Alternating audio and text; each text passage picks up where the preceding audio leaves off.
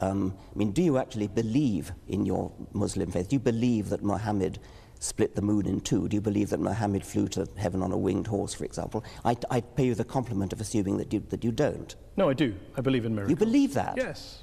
You believe that Muhammad went to heaven on a winged horse? Yes, I believe in God. I believe in miracles. I believe in revelation. I mean, the point here is that let's assume I'm wrong, Richard. I'm wrong. Let's. Let's assume I'm wrong. I'm wrong. I'm happy to concede that, Richard. I'm happy to concede it.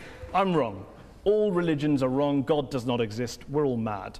I care about what's true. I'm an educator. I'm a scientist. And I want people to understand the truth about the universe in which they live. That's what I care about. And I regard religion as a distraction, and in some cases a pernicious distraction from true education, which I love and value the way you value and love your God. Can you not do both? Well, so long as they don't contradict each other. Richard. As long as they don't contradict each other. But if you actually believe Muhammad flew to heaven on a winged horse, that's an anti-scientific belief. And that could be wrong. But that bloody well is wrong. But that doesn't change. That doesn't change. How do you know it's wrong? Oh, come on. You're a man of the 21st century. No, I'm just asking. It comes back to my original question. The rational position is the agnostic. The rational position is the agnostic position. Why up there? What, I mean, the rational position. I didn't say up there. I didn't pick a place. Okay, you well, picked a place. Why would a winged horse be the way to get to heaven if it's not up there? I asked a question about. You asked about proof. I'm all for saying I can't prove it, but can you prove he didn't do it? I mean, this is the end-all debate. He didn't fly to heaven on a winged horse? I'm just asking on your criteria.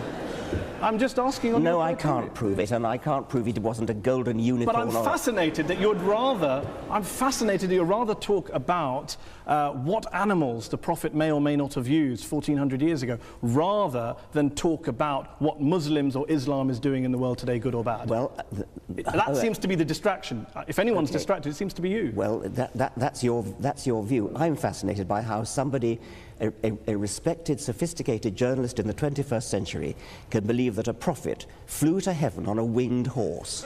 Let me ask you this. Are all people who hold beliefs in God and in miracles and the supernatural, do you regard them all as intellectually inferior to you?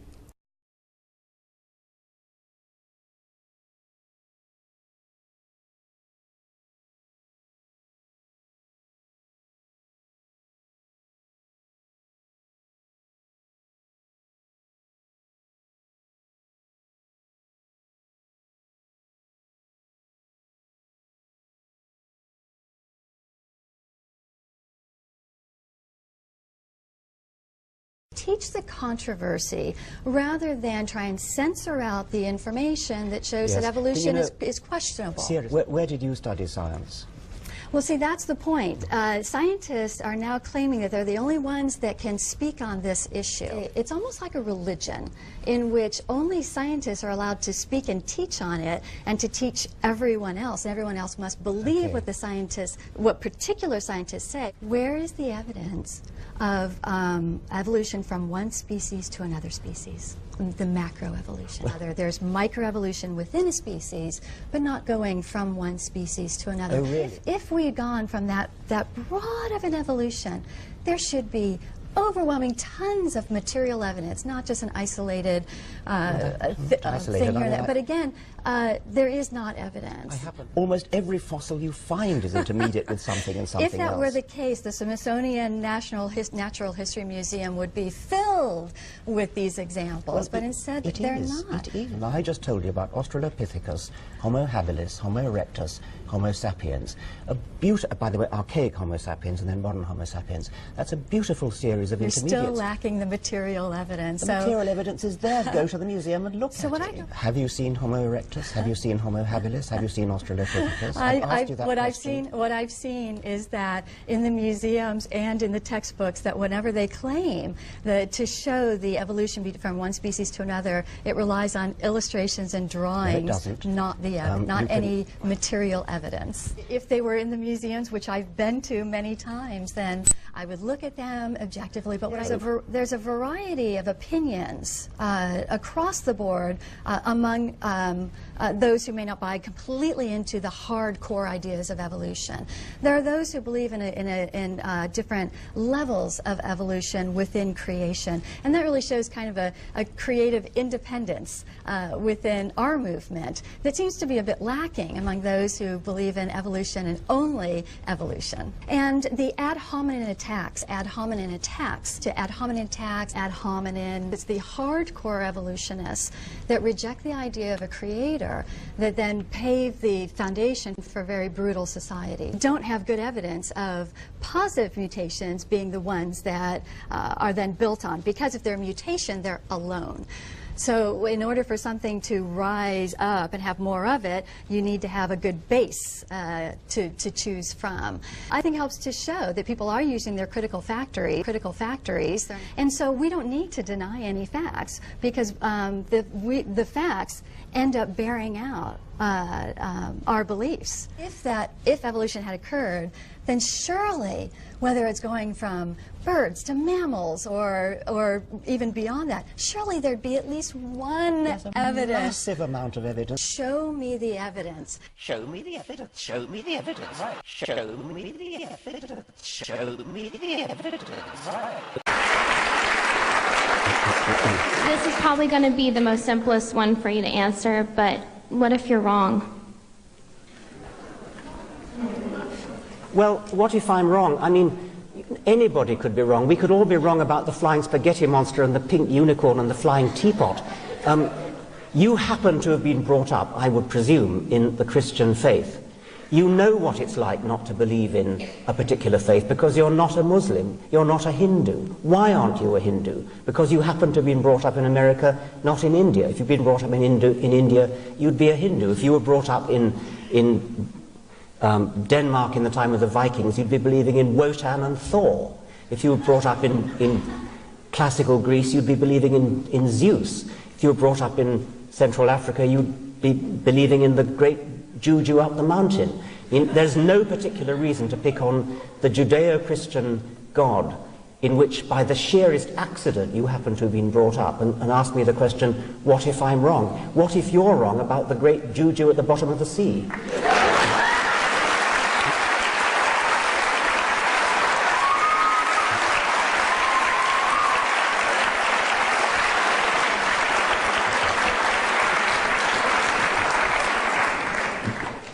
Let's open up to the audience. We've been talking about God, evil, war, terrorism, bringing up your children, living a good life, religion and happiness, science versus religion.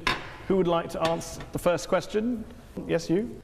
If the Almighty God appears suddenly on the cloud or on the earth or part of the universe, what is your reaction? Are you going to believe or are you going to go against him? What would it take for you to believe in God, not just miracles? Yeah, I mean, popping his head through the clouds. Yeah, that's the thing I've worried about a lot. Obviously, it would do wonders for the book. Would the world be a better place if religion disappeared tomorrow? Yes. Despite all the good things we discussed, do you recognise?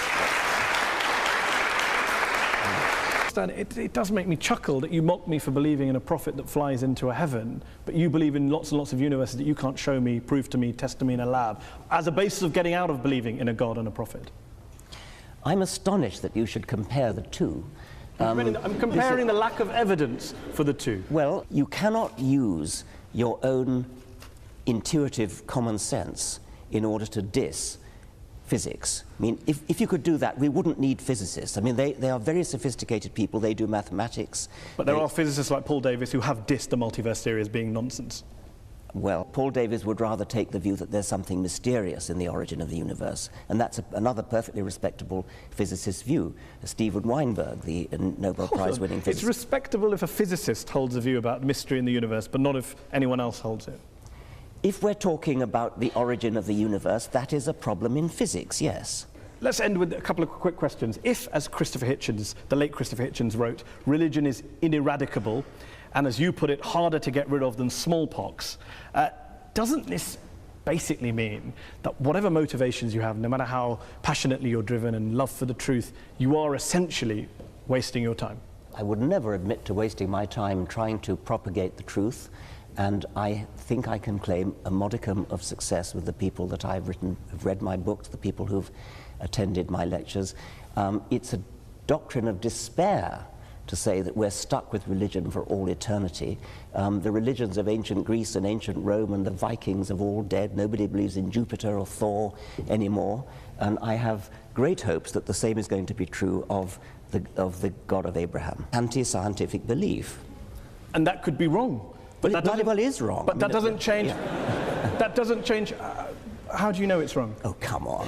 You're a man of the 21st century. No, I'm just asking. It comes back to my original question. The rational position is the agnostic. The rational position is the agnostic position. Why?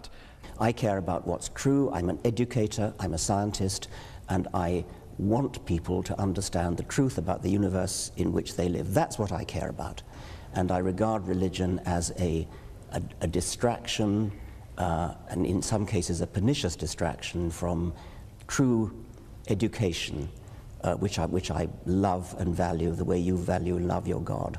Can you not do both? Well, so long as they don't contradict each other. Richard. As long as they don't contradict each other. But if you actually believe Muhammad flew to heaven on a winged horse, that's an horse. Yes, I believe in God. I believe in miracles. I believe in revelation. I mean, the point here is that let's assume I'm wrong, Richard. I'm wrong. Let's assume I'm wrong. I'm wrong. I'm happy to concede that, Richard. I'm happy to concede it.